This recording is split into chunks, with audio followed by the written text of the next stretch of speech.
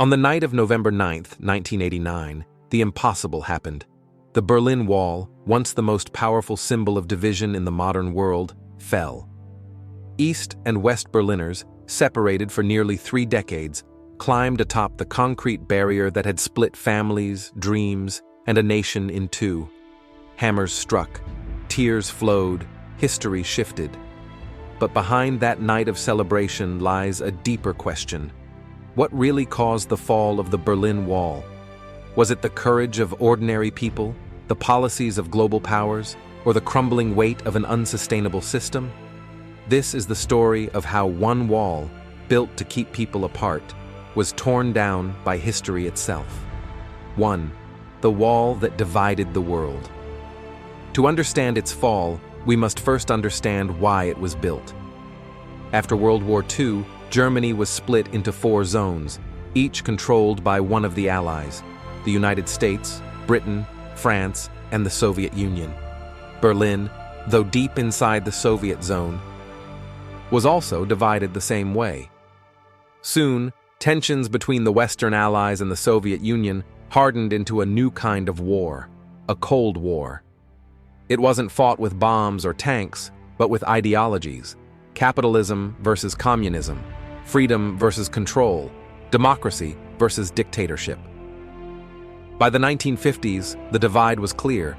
West Germany prospered under Western influence, while East Germany, under Soviet control, lagged behind. And the difference wasn't just economic, it was existential. Between 1949 and 1961, over 2.5 million East Germans fled to the West, most through Berlin, the one escape hatch still open. To the East German regime, this wasn't just an embarrassment, it was a death sentence. So, in the early morning hours of August 13, 1961, barbed wire went up around West Berlin. Within days, concrete followed. Guard towers rose. Families were trapped overnight, fathers separated from daughters, lovers from one another. The Berlin Wall was born, a scar across Europe. 2. A symbol that defined an era. The wall wasn't just about Berlin, it was about the world order. In Washington and Moscow, it symbolized the front line of the Cold War, the physical embodiment of the Iron Curtain. U.S. President John F. Kennedy visited West Berlin in 1963, proclaiming proudly, "Ich bin ein Berliner." His message was clear. The West would stand firm against communist oppression. Meanwhile, on the other side, Soviet leader Nikita Khrushchev saw the wall as a necessary defense, not just against emigration, but against Western contamination. Over the next 2 decades, the wall became a monument to fear. More than 140 people were killed trying to escape East Germany, shot by border guards, electrocuted on fences, or drowned in canals.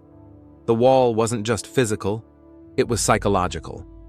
It told the world, freedom and tyranny can exist side by side, and the only thing separating them is a slab of concrete. But by the late 1970s, cracks began to appear, not in the wall itself, but in the systems that built it. 3. The crumbling foundation, economic and ideological decay. The Eastern Bloc, led by the Soviet Union, was struggling. Centralized planning, inefficient industries, and political repression had created a system that looked strong from the outside, but was hollow within. In East Germany, despite propaganda about socialist progress, life lagged far behind that of the West. Western television, secretly watched by millions, showed a world of consumer goods, freedom, and prosperity. The contrast was devastating. The wall couldn't hide the truth forever. By the 1980s, the Soviet Union was also in crisis. Years of military spending to keep up with the US had drained its economy. The war in Afghanistan sapped resources and morale. When Mikhail Gorbachev came to power in 1985, he knew the old ways couldn't continue. He introduced 2 radical reforms: perestroika, economic restructuring, glasnost, openness, allowing limited free speech and criticism. These policies were meant to save communism. Instead, they weakened it. Because once people were allowed to speak, even a little, the truth poured out. The system wasn't working, and people were no longer afraid to say it. 4. Winds of change, revolutions across Eastern Europe. By the late 1980s, a wave of protest swept across Eastern Europe. In Poland, the labor movement Solidarity, led by Lech Wałęsa, challenged communist rule through strikes and moral resistance, and by 1989, they had forced semi-free elections. In Hungary, the government began opening its borders and reforming its economy. In Czechoslovakia, Václav Havel and the Velvet Revolution demanded freedom through peaceful protest.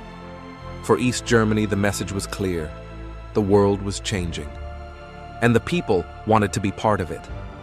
In September 1989, tens of thousands of East Germans began gathering in cities like Leipzig for the Monday demonstrations, chanting, "Wir sind das Volk," "We are the people." At first, the regime cracked down, but as protests grew, the violence stopped working.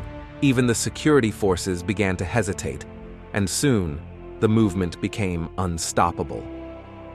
5. The night the wall fell. The fall of the Berlin Wall wasn't planned.